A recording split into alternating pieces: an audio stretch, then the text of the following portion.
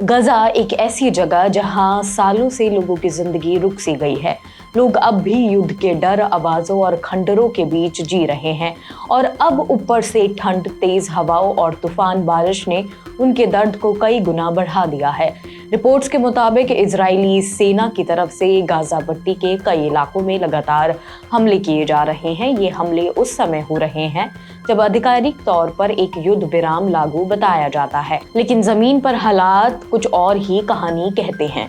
बेघर हुए लाखों फलस्तीनी टूटे फूटे टेंटों में रह रहे हैं और भारी बारिश ने इन टेंटों को पूरी तरह पानी से भर दिया है।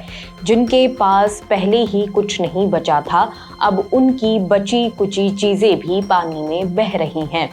रिपोर्ट्स के मुताबिक इजरायली हवाई हमले रफा के उत्तर, खान यूनुस के पूर्वी इलाकों, मघाजी कैंप और बेत लाहिया जैसे कई इलाकों में किए गए। वहीं गाजा सिटी के शुजैया इलाके में भी हमले की सूचना दी गई, जहां एक तंबू के पास हमला हुआ जिसमें एक बेघर परिवार रह रहा था। कहा जा रहा है कि अक्टूबर में लागू हुए युद्ध विराम के बावजूद लगभग 1000 से ज्यादा बार इस समझौते का उल्लंघन किया जा चुका है। गजा मीडिया ऑफिस का कहना है कि इन हमलों में अब तक 418 से अधिक लोग मारे जा चुके हैं और 1100 से ज्यादा घायल हुए हैं।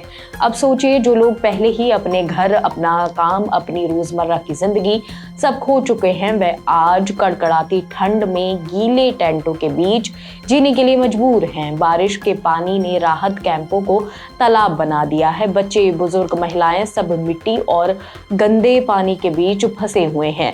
लोग अपने गीले तकिए, भीगे गद्दे और एक एक चादर बचाने की कोशिश कर रहे हैं। एक बेघर फलस्तीनी ने कहा, हमारे टेंट में पानी भर गया है। मैंने अपने बच्चों को किसी तरह बाहर निकाला, पर हम अपना सामान तक नहीं बचा पाए। अब बच्चों को सुलाएं तो कैसे सुलाएं, गर्म रखें तो कैसे रखें। इसी तरह एक और व्यक्ति है, थम अरफात, ने बताया कि वे पहले ही अपने 2 बच्चे और घर को युद्ध में खो चुके हैं और अब ये बारिश उनके दर्द पर एक और वार बन गई है। वो कहते हैं, क्या सिर्फ जगह बदलने से जंग खत्म हो जाती है? नहीं, हम अब भी दुख में जी रहे हैं, 2 दिन से सो नहीं पाए हैं। दूसरी तरफ राहत संगठन लगातार अपील कर रहे हैं कि इस इलाके में और ज़्यादा सहायक टेंट और ज़रूरी सामान भेजने दिया जाए, लेकिन सप्लाई पर अभी भी प्रतिबंध है। इससे हालात और बिगड़ रहे हैं। साथ ही टूटी फूटी सीवेज लाइनों की वजह से गंदा पानी कैंपों तक पहुंच रहा है, जिससे बीमारियों और संक्रमण का खतरा काफ़ी बढ़ गया है। कुछ इमारतें भी भारी बारिश की वजह से गिर गई हैं, जिनमें लोगों की जान चली गई है। इन सब के बीच युद्ध की वो पुरानी याद, वो दर्द अब भी लोगों के दिलों में जिंदा है। आपको बता दें कि ये युद्ध 7 अक्टूबर 2023 को शुरू हुआ था। उस हमले में इजराइल के लगभग 1200 लोग मारे गए थे और 250 लोगों को करीब अगवा किया गया था। जवाबी कार्रवाई में गजा पर इतने बड़े पैमाने पर बमबारी हुई कि आज तक वहां हजारों लोग अपनी जान गंवा चुके हैं, जिनमें बड़ी संख्या में बच्चे और महिलाएं हैं। यूएन एजेंसियों के मुताबिक गजा का एक बड़ा हिस्सा रह ही नहीं गया है, वो सिर्फ मलबे में बदल चुका है। और अब जब लोग सोच रहे थे कि शायद हालात में सुधार होगा, शायद युद्ध विराम से उन्हें थोड़ा सुकून मिलेगा, उसी समय लगातार हमलों और बारिश ने उनके जख्म फिर से हरे कर दिए हैं।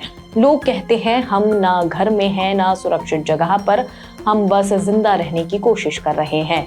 और इसी सारी तबाही के बीच एक और नाम फिर चर्चा में आया, अबू उबैदा, जो हमास की सैन्य शाखा अल कसम ब्रिगेड के नकाबपोश प्रवक्ता, जिनकी आवाज़ दुनिया ने कई बार टीवी स्क्रीन पर सुनी। हाल ही में हमास ने आधिकारिक रूप से पुष्टि की कि उनकी अगस्त 2025 में एक इजरायली एयर स्ट्राइक में अबू उबैदा की जान चली गई। उनके साथ संगठन ने ये भी स्वीकार किया कि गजा के प्रमुख नेता मोहम्मद सिनवार भी युद्ध में मारे जा चुके हैं।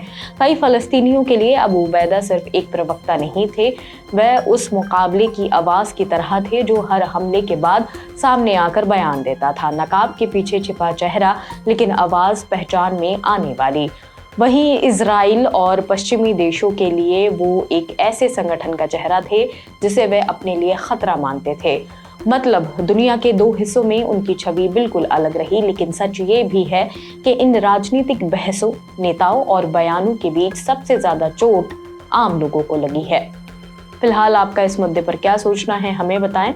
ऐसी ही और खबरें देखने के लिए जुड़े रहिए ऑब्जर्वर पोस्ट के साथ। शुक्रिया।